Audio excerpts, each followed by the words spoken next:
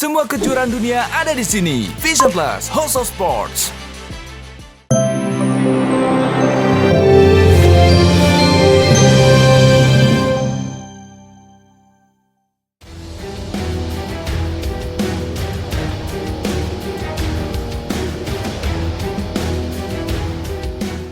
Pemirsa, pengusaha sekaligus selebgram Medina Zain tak pernah lepas dari sorotan dan perbincangan publik. Kabar terbaru, Medina disebutkan sudah menggugat cerai sang suami Lukman Ashari di Pengadilan Agama Bandung, Jawa Barat. Medina yang ditemui secara eksklusif oleh tim Gospot mengurai persoalan gugat cerainya. Sudah menutup jalan damai. Membahagiakan anak itu nggak mesti harus kedua orang tuanya bersatu kok.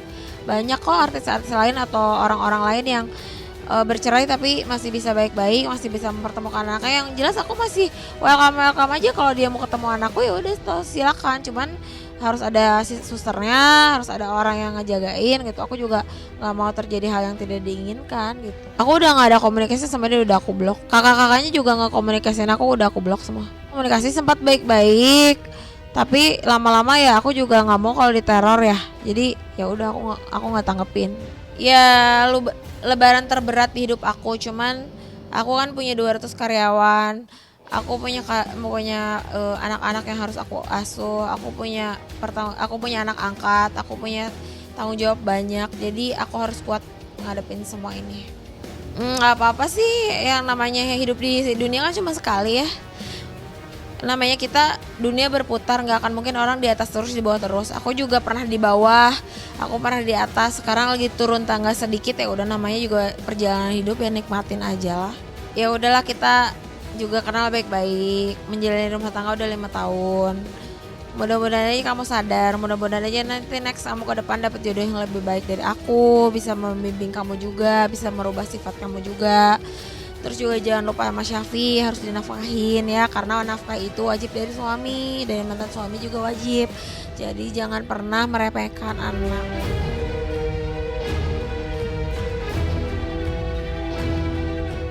Iya, wanita yang menggeluti bisnis kecantikan dan barang-barang branded itu mengungkap ingin mengakhiri pernikahannya bersama adik Ayu Ashari tersebut. Medina menggugat cerai Lukman setelah diduga menjadi korban kekerasan dalam rumah tangga dan dugaan perselingkuhan yang dilakukan Lukman. Kalau KDRT sama selingkuh udah emang gak bisa ada maafnya udah. Kalau yang lain-lain gak apa-apa. Atau kecuali selingkuh tapi duitnya banyak gitu, gak apa-apa. Masih boleh, gak apa-apa. Saya bingung kemarin juga, apa yang harus aku pertimbangkan untuk mempertahankan ini, gak ada. Sekarang juga beberapa orang yang deketin aku jaga jarak dulu aja. Ya aku pilih-pilih aja lah. Soalnya juga aku juga ada trauma, aku juga harus berpikir 2 kali untuk segala sesuatu jalan yang aku tak ambil kan.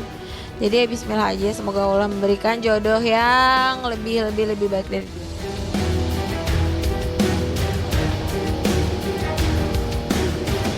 Hanya itu, sebelum gugat cerai, Medina juga pernah melaporkan Lukman ke polisi terkait kasus dugaan KDRT ke Polresta Bandung. Dalam laporannya, Lukman diduga melakukan tindak KDRT terhadap Medina di sebuah hotel di Kota Bandung pada 23 April 2022 lalu. Aku udah bikin LP buat mantan suami saya yang akan menjadi mantan suami saya, dan mudah-mudahan ini bukan aku tega gara-gara dia bapakku ya, bapak dari anakku. Cuman aku pengen bikin efek jerah aja sih. Ya cari keadilan juga sebagai warga negara yang baik, bisa melaporkan ke pihak yang berwajib. Ya, melalui cerita dan pengakuan Medina, dirinya mengalami lebih dari 2 kali tindak KDRT. Lantas benarkah di momen lebaran kemarin, Medina juga kembali mengalami tindak kekerasan hingga harus dilarikan ke rumah sakit? Lebaran, aku lebaran di rumah sakit sendirian. Gak apa-apa, tidur, aku dikasih obat tidur sama dokter, tidur sampai bangunnya siang. Kemarin sempat sakit karena KDRT itu. Terus akhirnya ada sedikit radang. Terus udah kayak gitu kemarin kumat lagi karena itu gitu. Karena Will itu nelpon aku. Nah, aku minta maaf tapi nyolot. Ya udah akhirnya kan aku sampai samperin ke rumahnya kan. Aku mau tahu dia tuh sebenarnya siapa gitu. Aku babak belur kemarin. Ya sebenarnya yang namanya drop psikis dan mental ya Kak. Makanya aku sekarang ditangani sama dokter spesialis kejiwaan, ditanganin sama dokter penyakit dalam buat lambung aku. Ya banyak lah. Tak hanya dugaan tindak kekerasan, Medina juga harus menelan pil pahit perihal adanya dugaan perselingkuhan yang dilakukan Lukman. Adanya dugaan orang ketiga di rumah tangga Medina dan Lukman menjadi pemicu keributan. Bahkan Medina mengungkap dirinya sempat menyambangi kediaman orang tua wanita yang diduga mendekati sang suami. Alih-alih ingin mencari kebenaran, Medina justru diduga mendapat tindak kekerasan dari suami. Sempat ada kabar di close friend-nya dia kalau dia bilang itu rumah neneknya katanya gitu. Tapi setelah aku cari tahu itu rumah dia. Banyak CCTV dan lain-lain, cuman emang aku terbuktikan di persidangan aja. Belum usai dengan pelik masalah rumah tangga, Medina juga masih harus menghadapi permasalahan hukumnya terkait kasus pencemaran nama baik dengan selebgram Marisha Icha. Dalam kasus tersebut, Medina sudah ditetapkan sebagai tersangka. Meski sudah sempat mengajukan permohonan damai, namun pihak Icha nampaknya tetap ingin melanjutkan di jalur hukum. Lantas, apa tanggapan Medina terkait hal tersebut? Kalau yang Marisa aja udah gak aku pikirin, itu udah aku serahin ke kepolisian sama kejaksaan. Jadi aku udah nggak mau komen di situ, biar hukum aja yang berjalan. Kalaupun misalkan aku harus menjalankan persidangan apa segala macam, aku siap menerima konsekuensinya.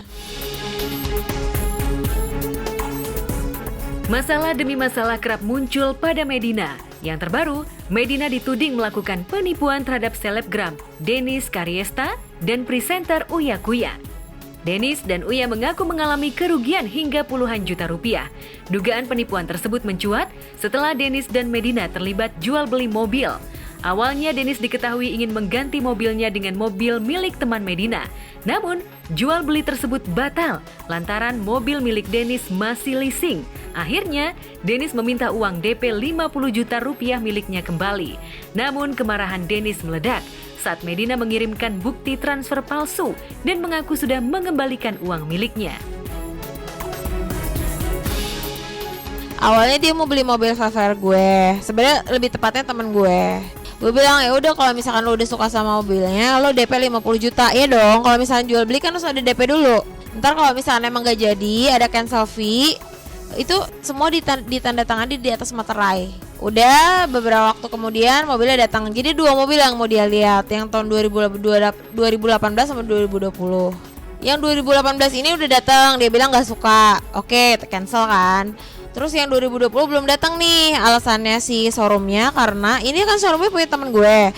Alasannya gak ada supir yang nganterin gitu loh. Jadi akhirnya gue bilang ke dia bisanya hari Sabtu, tapi dia nggak sabar. Ya udah refund aja dulu duit gue, sampai kata-katanya nggak mengenakan gue lah gitu. Dari situ mulai dia agak songong nih, balikin duit gue sekarang apa segala macam. Udah kayak gitu malamnya kita kontek-kontekan, dia yang tadi balik lagi dia mau jual mobil dia yang Mercy. Ternyata ketika dicek sama teman gue sama showroom itu Mercy-nya masih cicilan 31 kali dan ada terlambat gitu. Ya udah akhirnya gue bilang kayaknya nggak bisa karena minus banget.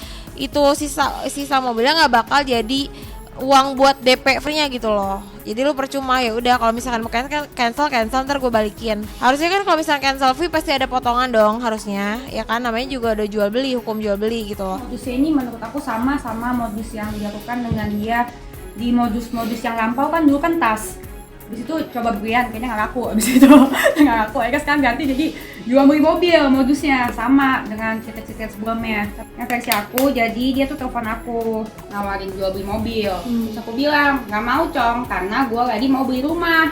Terus dia maksa-maksa, dia bilang oh yaudah beli kayak orang butuh uang banget gitu. Habis itu dia bilang yaudah tukar tambah aja. Dia ajakin aku tukar tambah. Terus aku bilang mobil gue leasing loh. Terus kayak gitu, ya udah nggak apa-apa, leasingnya gue bayarin, yang penting TTDP sekarang 50 gitu. Karena ya dia BU banget gitu. Mungkin terus di pikiran aku, mungkin dia lagi si Tuti ini lagi mau keluar dari rumah sakit, tapi nggak ada duit, tapi nggak enak ngomongnya ke aku. Jadi udah aku cepet-cepet tete, terus aku bilang tapi minta bikin surat perjanjian ya Cong. Aku udah bilang mau bilang leasing, nih kan dia dapat surat leasingnya dari aku. Denny sempat mengunggah foto bukti transfer dari Medina yang jika dilihat lebih jelas, nomor referensi dalam bukti transfer untuk Dennis sama dengan nomor referensi bukti transfer untuk Uya. Sementara itu, Uya juga sempat ikut buka suara.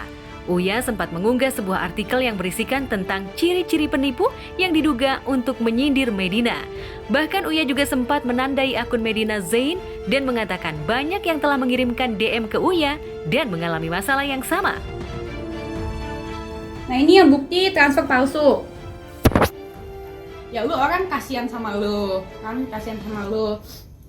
Kasihan sama lu, terus begitu lu pakai cara nipu. Ya, itu sih galak. RTGS yang lu kasih ke gua sama Uya palsu. Kalau nipu bohongin orang sih gua nggak peduli, tapi sama temen lu sendiri sih lu stres. Cong, nanti kalau nggak sesuai DP-nya langsung balikin ya. Terus aku kasih nomor rekening aku. Udah bete nih, ini aja belum lu tanda tangan surat perjanjian. Tadi lu suruh gua transfer cepet-cepet. Akhirnya lagi di print, sabar, supaya udah keluar. Maaf Bu, kalau bisa DP-nya dipulangkan dulu, nanti mobilnya sampai kita transfer lagi. Berarti saya cancel apa enggak? Enggak dong, tunggu barangnya datang karena dia tidak sesuai dengan perjanjian. Om Do, mobilnya ada atau enggak juga saya kagak tahu dia tuh ya. Terus itu aku udah ngoceh di IG. Aku bilang, Cong jam 5, setengah jam lagi duit gue udah beres ya di bank. Karena kan nggak bisa dibayarin. Namun di unggahan tersebut, Denny sempat pamer screenshot pesan singkat dari Medina. Medina menulis bahwa utangnya sudah lunas. Sambil tetap menyindir Medina, Dennis mengucapkan terima kasih karena Medina sudah mengembalikan haknya. Namun, Dennis tetap minta Medina melunasi utang ke Uya Kuya. Aja siapa? Makasih udah lunasin duit hak aku. Sekarang boleh nggak lunasin duitnya Uya? Ini cara-cara dia adalah flexing. Kalau misalkan dia lihat lawannya mungkin ada duit gitu ya, dia akan flexing. Dikit biar kita percaya sama dia. Ini nih yang aku ngomong nih edukasi untuk masyarakat. Biar selanjutnya nggak ada penipuan-penipuan yang terjadi. Jadi korbannya dia gitu loh. Gue di sini nggak menyalahkan diri gue, nggak menyalahkan dia juga, sama-sama salah. Tapi di sini harusnya ada etikanya gitu loh. Gak usah main sosial media, kan masih bisa duduk bareng. Toh juga jaraknya baru 1 hari gitu, ya kan? Kecuali gue kabur, rumahnya nggak jelas, kliniknya nggak ada di mana-mana gitu kan. Terkait tudingan penipuan dan hutang yang dilontarkan padanya, Medina jelas membantah. Medina bahkan mengungkap dirinya menyesal sudah mengenal Dennis. Medina juga memperingati Dennis agar berhati-hati di media sosial. Lantas benarkah jika terbukti ada pencemaran nama baik, Medina tak segan membuat laporan polisi untuk Dennis?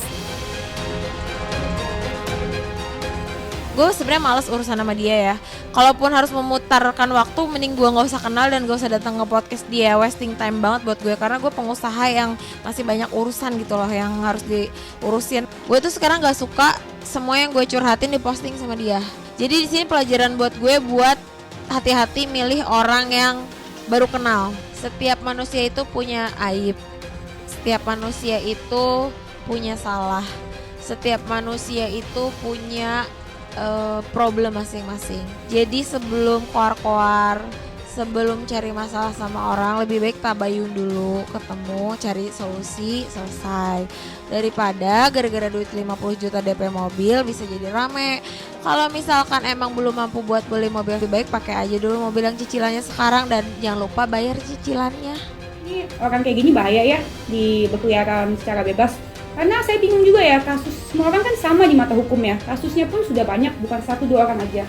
Bukan aku sama Uya doang, udah jelas ada Uti Faudea yang udah ngomong berkali-kali ke masyarakat, tapi kenapa nggak pernah didengar, iya kan? Kalau misalkan dia harus jadi tersangka, jadikan dia tersangka dan segala penjarakan. Kalau alasan dia adalah karena dia sakit bipolar itu, ya udah bawa aja ke rumah sakit jiwa, iya kan? Itu aja isolasi, ya kan? Biar dia bisa merugikan masyarakat, karena dia jahat.